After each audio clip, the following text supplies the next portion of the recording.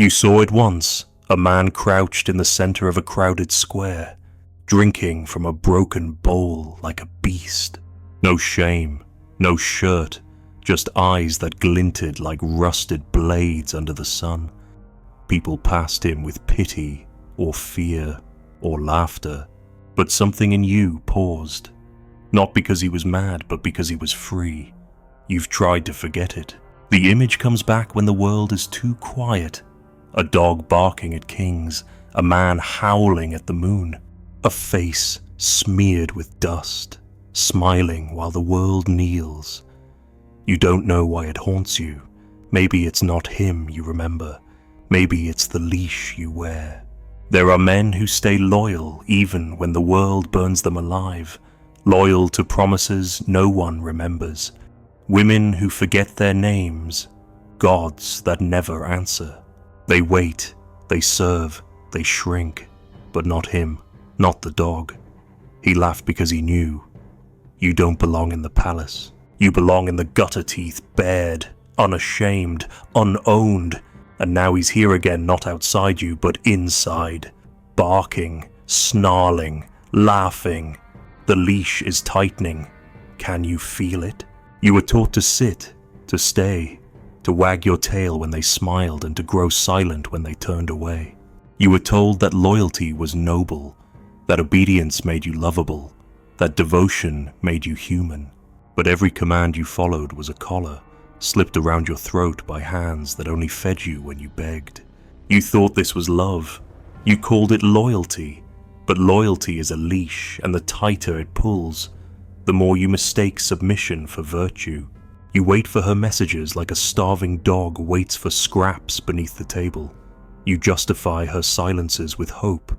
You tell yourself she's busy, or tired, or confused. You don't see it, do you? She's feeding another dog.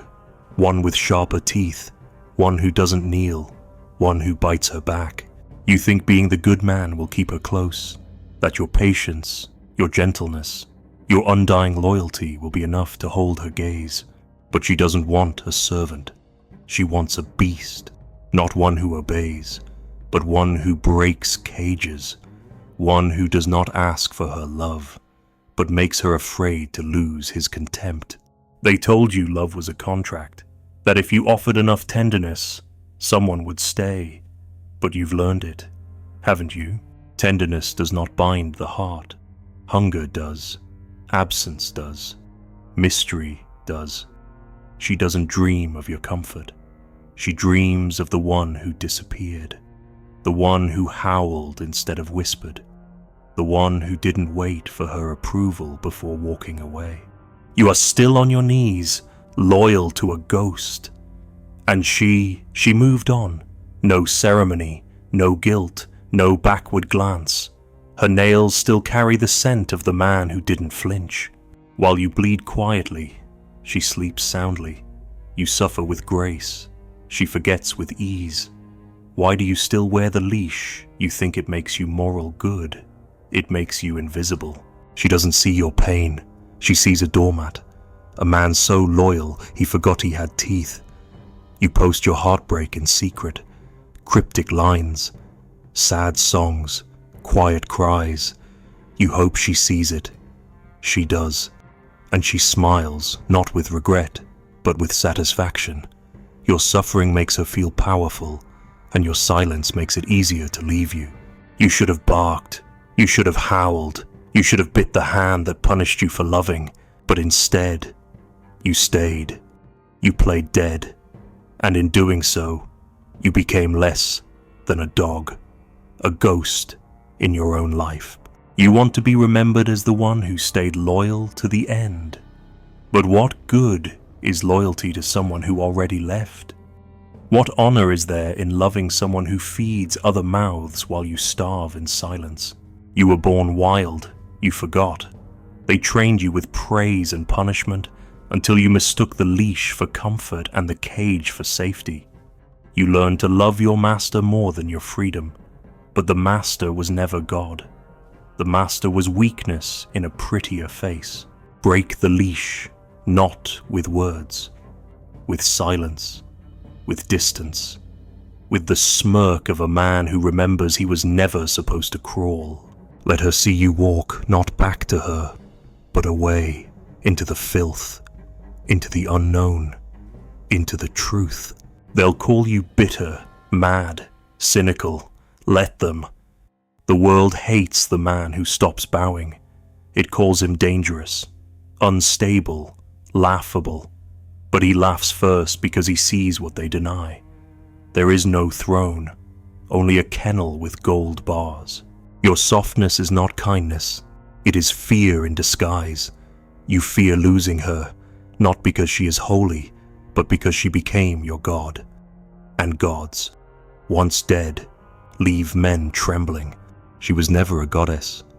She was a mirror, and you saw in her the parts of you you were too afraid to own.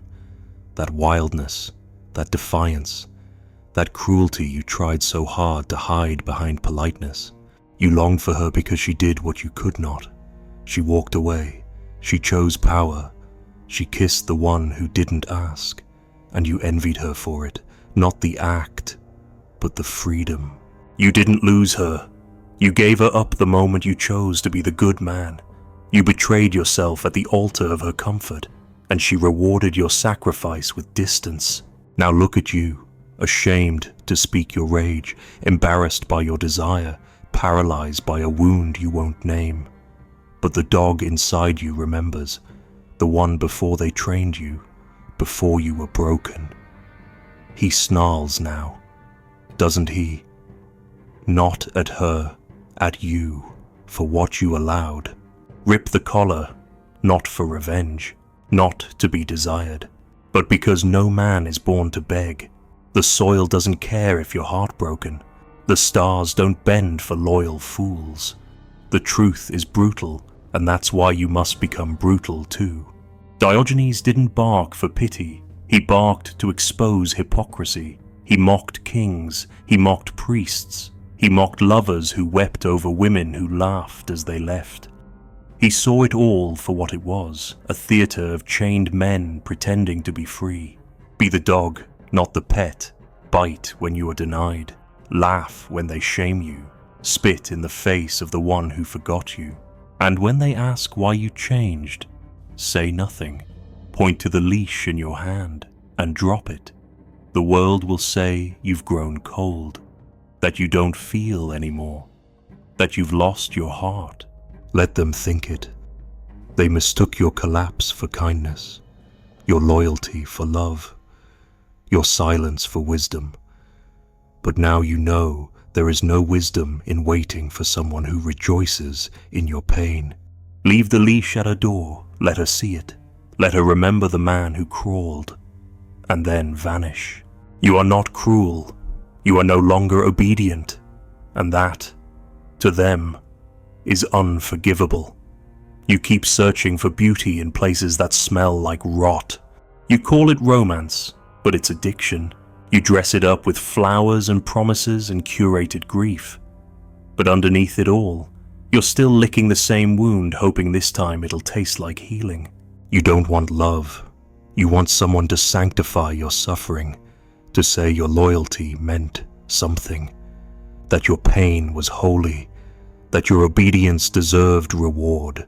But no one comes to save the dog under the table. They throw bones to keep you quiet. And when the meat runs out, they throw you away with the rest of the scraps. You don't feast at the banquet, you lick the floor after the powerful have had their fill. What makes you think your loyalty is sacred? What makes you think devotion makes you pure? You've mistaken self-denial for strength, but Diogenes would have laughed in your face. He would have squatted on your altar and relieved himself, because he knew the truth. If it must be begged for, it isn't love. If it must be earned, it isn't freedom. If it must be waited on, it is already gone. You are still hungry, but not for food. You are hungry to be seen, to be chosen, to be touched without asking, to be remembered without reminding. But instead, you play the role of the selfless one, the noble one, the martyr who smiles through starvation. She does not remember your gentleness, She remembers your need, and need repels those who feed on power. She does not return because you loved too deeply. She does not return because you made yourself small, and there is no thrill in taming what does not fight back. So you shrink further. You hope she'll miss you. That absence will make her remember your warmth. But absence only matters when the flame was ever feared. And you were never fire. You were ash pretending to glow. Diogenes slept in a barrel. He ate with his hands. He washed in fountains. And still, he was feared not because he had power, but because he needed nothing.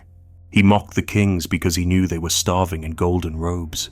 You wear rags and call it humility, but he wore rags and called it rebellion. There is nothing noble about staying loyal to someone who forgot your name the moment you turned your back. There is no poetry in waiting where nothing grows. And yet you stay. You wait. You tell yourself it's because you're faithful. No, it's because you're afraid of who you might be if you stop needing her to validate your pain. She will not love the man who kneels.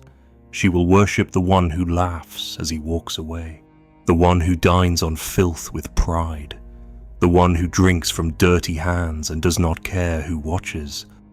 The one who looks at the world and says, "If this is your heaven, I'd rather be a beast in the gutter."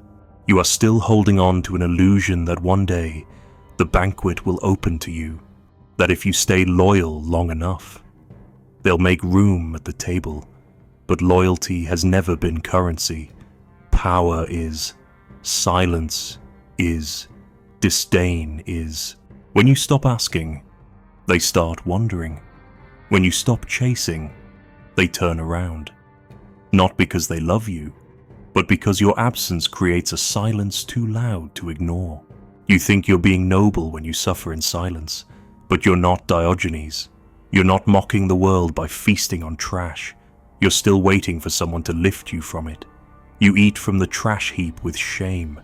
He ate from it with laughter. He made the world look at itself, and they hated him for it. You make the world feel safe, and they forget you. So what if you stopped waiting? What if you stopped hoping she'd remember you? What if you stopped wearing the perfume of sadness, hoping it would make you desirable? Desire does not live in pity. It lives in danger, in wildness, in the stench of someone who cannot be bought. You must become unclean in their eyes. You must feast where they fear to look. You must shed the last skin of decency and let the flies come. And when they arrive, you do not swat them away. You smile, because decay is the only place truth grows. You do not need her to understand. You do not need them to regret. You only need to stop pretending your hunger is a virtue. It is not. It is a weapon when owned, a curse when denied.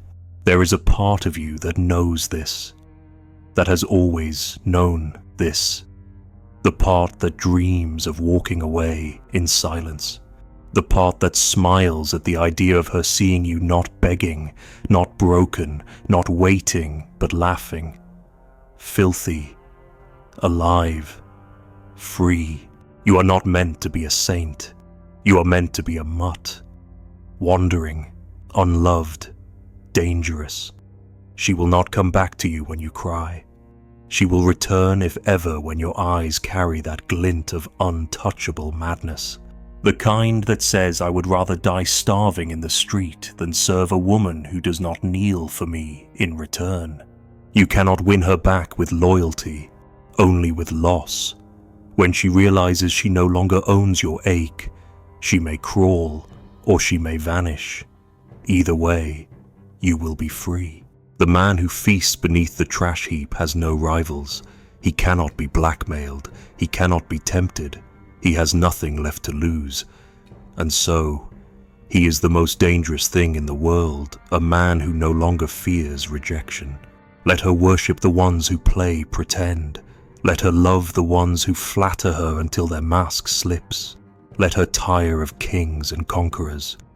When she is done, when she returns to the place where the honest filth lives, She may find you there gnawing on bone, smiling without teeth. But by then, you won't want her.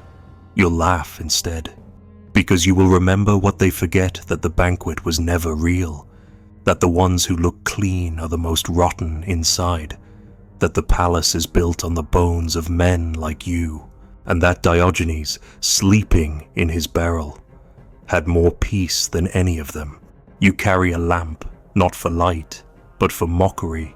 You walk among them at high noon under the bright sun, and still you search. They ask what you're looking for. You say, an honest man. But they don't laugh because they understand. They laugh because they think you're mad. And perhaps you are. But your madness is cleaner than their sanity, because they believe they are awake and you know they are dreaming. You looked for loyalty in a house of mirrors. You looked for truth in a mouth that changed with every audience. You looked for love in a heart that measured your worth by how silently you bled. And you called your search noble. But it was a game of masochists, a trial of who can bow the longest without snapping. You snapped. That's why you're here. You are not the honest man, not yet, because you still carry the hope that somewhere, beneath the lies and veils and illusions, someone will see you and not flinch. But no one sees. They recognize your posture, your resume of pain, your titles of silent suffering, but the soul, the untamed, foul, grinning soul, they fear it. So they teach you to cage it, and you obeyed. You polished your lamp. You dressed your ache in politeness. You begged in metaphors. You smiled with broken teeth. You performed, not because you were weak, but because you were human. And humanity, for all its pride, is addicted to approval. But now the sun is blinding, and your lamp flickers in daylight. Not because the world is bright, but because your illusions are burning. You see it now. The emperor is naked. The lovers are hollow. The sacred vows were barter. The loyalty you gave was spent on those who collect hearts like trophies, not like temples. What is an honest man? Then, not the one who tells the truth, but the one who no longer needs to lie, especially to himself. You lied when you said you loved her for who she was. You loved the idea, the archetype, the symbol of what you hoped would save you. You saw in her the mother you never pleased, the goddess who might crown your agony with meaning. But she was none of those things. She was hungry, too. She smelled your need and fed on it. And when she left, you didn't just lose her. You lost the fantasy of being enough. And that was the real grief, not her absence, but your own reflection shattered in her indifference. So now, here you are, holding your lamp in a world full of faces and empty of eyes. You search not because you believe. You search because you want the world to watch you search, to know that you no longer participate in their charade. Diogenes lived in a barrel, but he owned himself. You live in a house, but you lease your dignity by the month. You still hope someone will come knock, someone worthy of your silence. But the honest man doesn't wait. He doesn't knock. He doesn't hope.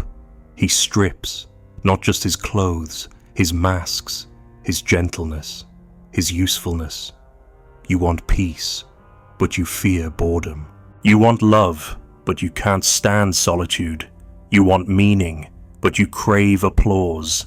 The honest man wants nothing, and that is why he is feared, not because he is violent, but because he cannot be seduced. You still carry the leash in your pocket. You touch it in the dark. You remember how it fit around your throat like a necklace. You miss the weight of obedience, the way it made you small enough to be held. But that was not love. That was domestication. The world loves you most when you are digestible. When you cry with restraint, when you suffer beautifully, when you bleed just enough to inspire, but not enough to stain the carpet. But the honest man bleeds without apology. He spits on the rules of grieving. He doesn't journal his heartbreak. He sets it on fire. There will come a night, maybe tonight, when you wake up and realize no one is coming. Not to love you, not to explain, not to redeem. And in that silence, something terrifying will occur. You will laugh, not from madness, from clarity. You will see that you never needed her to stay. You needed her to leave, so you could finally see the walls you built around your own hunger, so you could confront the man who begged for scraps and say, "I will never kneel again." You were not made to be understood. You were made to disturb, to unsettle, to provoke the sleeping into anger and the cowards into confession. That is the role of the honest man, not to comfort, but to expose. That's why they hated Diogenes. That's why they will hate you. But hate, unlike pity, is pure. It means you are seen. It means your presence corrupts the system. It means your very existence breaks the illusion. Do you remember the lamp now? It's not for them. It's not even for the truth. It's for you, so that you may see, even in daylight, the lies you still carry. You still want to be loved for your pain. You still want the world to say you were right to wait. She was wrong to leave. But the honest man needs no witness. He dances on the grave of expectation. So throw away the lamp, not because the search is over, but because the search was the last lie, and walk barefoot toward the place where no one claps, no one begs, no one stays. There, perhaps, you will meet him, the one with wild eyes, laughing at the world as it passes him by. And maybe, for the first time, you will not ask him to stay. You will only sit beside him, in silence, in truth, and you will be free. There is a story with no beginning, a barrel with no door, a man who owned nothing, yet left behind fire. You do not know if he was ever real, but you see him in your hunger, in your rage, in the cold laugh that slips from your lips when silence finally arrives. Maybe he never searched for an honest man. Maybe he knew all along there were none. Only dogs pretending to be kings. Only slaves dreaming of love. And you are no longer pretending. You are no longer dreaming. You are the echo of a bark in the night. The leash lies in the dust. And somewhere, in a city full of light, a lamp goes out and no one notices.